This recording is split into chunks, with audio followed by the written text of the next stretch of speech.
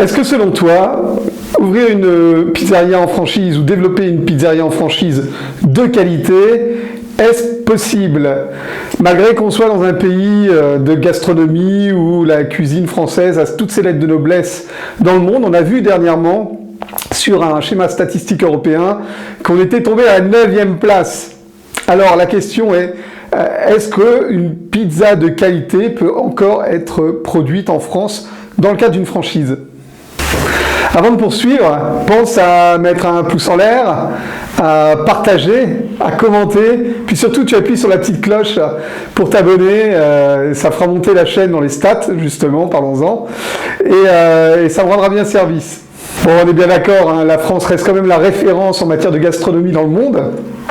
Quand tu voyages, tu t'en rends vite compte, et les stats qu'on vient de voir sont des stats hongroises ou bulgares, enfin, ça reste quand même l'avis d'une population donnée sur la cuisine en général. Et tu remarqueras que l'Italie est en première place. C'est donc le numéro 1 de mon émission aujourd'hui, et nous allons parler du développement d'une pizzeria de qualité dans le cadre d'une franchise au pays de la gastronomie. Bonjour, je suis Greg Rothkorn et je te présente mon émission Tempo di Pizza. On y va? Andiamo!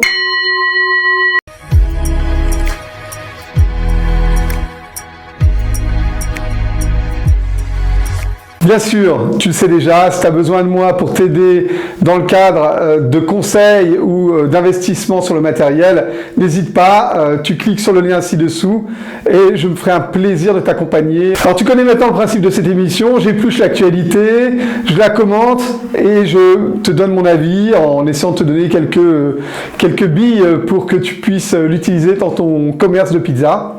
On a vu au début du mois l'ouverture d'une nouvelle franchise à Nice, la chaîne Woody's.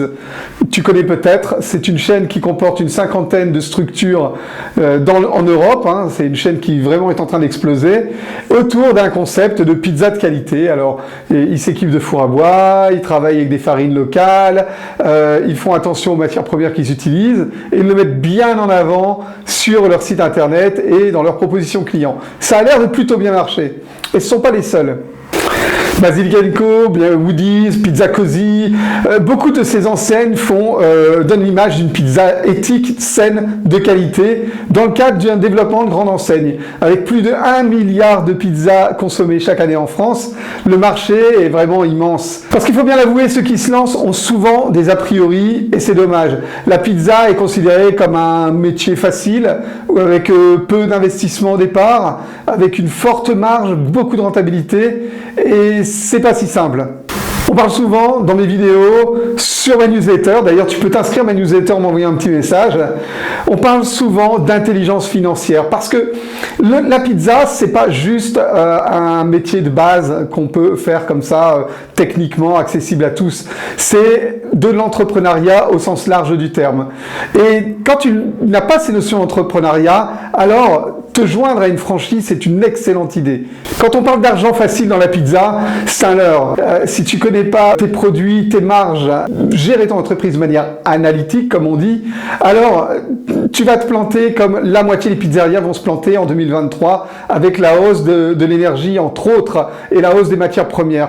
La gestion est vraiment fondamentale et c'est un des grands points forts des franchises. C'est même une des grandes spécialités d'une franchise, c'est de pouvoir accompagner ses partenaires dans le cadre du sourcing produit, dans le cadre de la négociation des prix d'achat des matières premières, par exemple dans le cadre de la recherche et de la négociation d'un local commercial, tout ça rentre dans la valeur ajoutée d'une franchise. On parle aussi de faible investissement au départ pour la création d'une pizzeria. Et là encore, c'est un leurre. On voit bien que les franchises demandent un droit d'entrée, elles demandent aussi, elles imposent même un investissement de la part du franchisé de plusieurs dizaines de milliers d'euros. J'ai vu 150 000 euros de départ.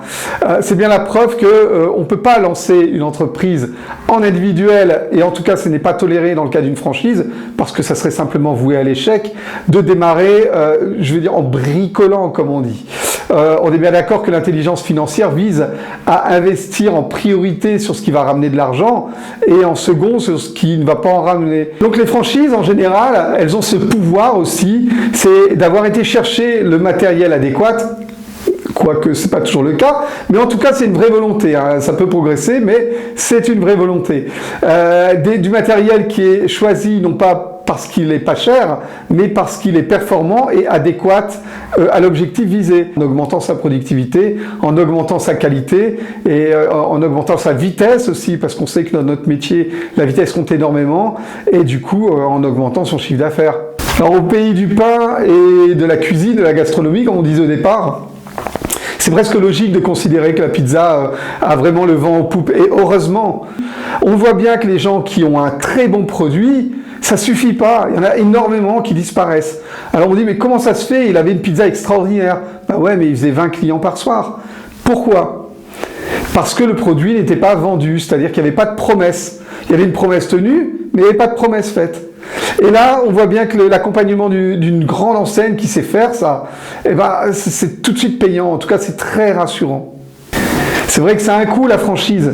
Mais en même temps, quand tu considères tout l'argent perdu par ces erreurs qu'on vient de citer, ça compense largement. Donc selon moi, ouvrir en franchise, c'est une très bonne idée en 2023 parce que c'est une espèce d'assurance réussite. Tu vas être épaulé, accompagné et tu vas être cadré. Donc ça va te permettre de réaliser vraiment tes objectifs. Et on voit déjà des franchisés qui ouvrent deuxième, troisième, quatrième en chaîne de franchise. C'est que ça fonctionne très très bien. Et avec ce développement de la franchise de qualité, alors je te parle pas de boîte à pizza, hein, mais vraiment ce qu'on vient de citer, hein, Woody's par exemple, j'ai trouvé sympa, il y en a d'autres, table à pizza, etc. Et ben on voit vraiment qu'il y a une direction faite sur l'éthique. Et ça c'est vraiment sympa. Alors bien sûr, ça demande des budgets, ça demande un budget de départ. Souvent, le droit d'entrée est de 10, 15, 20, 30 000 euros, et puis ensuite 5% du chiffre d'affaires.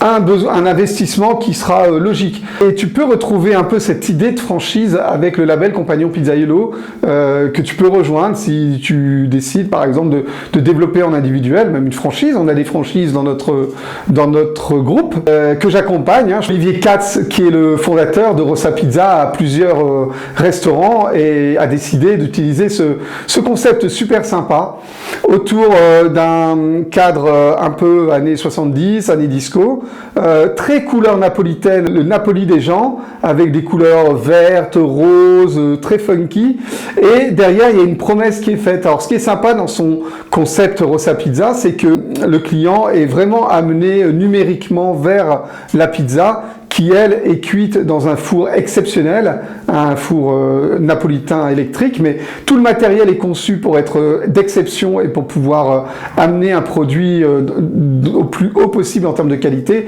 Les farines sont sélectionnées, les petits produits, les petits producteurs locaux, enfin vraiment il y a toute une chaîne éthique qui est respectée, et au final la promesse est tenue parce que la pizza est juste succulente. Donc c'est un concept qui fait de la vente sur place, de la livraison, de la vente à emporter, et ça marche très très bien. Les deux jambes d'une pizzeria, c'est-à-dire le pétrin pour avoir une très belle pâte et le four pour avoir une très belle cuisson, c'est non négociable. Il y a pas de compromis là-dessus. La franchise impose du matériel d'une extrêmement bonne qualité. Alors explique-moi pourquoi des gens qui démarrent avec un budget vont se dire je vais chercher un pétrin petit, bas de gamme pour commencer, j'en prendrai un plus gros, plus performant plus tard, un four pas trop cher au départ, et puis je reverrai mon investissement plus tard. Mais ça n'a pas de sens parce que c'est maintenant, c'est au départ qu'il faut mettre toutes ses forces dans la bagarre. Et c'est aujourd'hui, avec l'actu qui nous concerne, qu'il faut mettre tout son budget dans la bagarre, toutes ses forces, toute son énergie dans la bagarre. Ou alors il ne faut pas créer d'entreprise.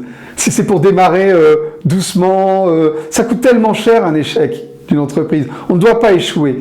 Il faut vraiment orienter sa réflexion et son budget vers ce qui compte vraiment. Pour conclure, pour rejoindre une franchise, c'est ce qu'elle va t'aider en termes de gestion, en termes de marketing, en termes de sourcing, en termes d'investissement et en termes de comptabilité générale, juridique, etc. C'est vraiment le cadre qu'elle va te donner. Et en échange de ça, il faudra reverser une partie de ta marge. Mais cette franchise, elle va souvent te faire gagner de la marge. Donc, en réalité, tu n'es pas perdant.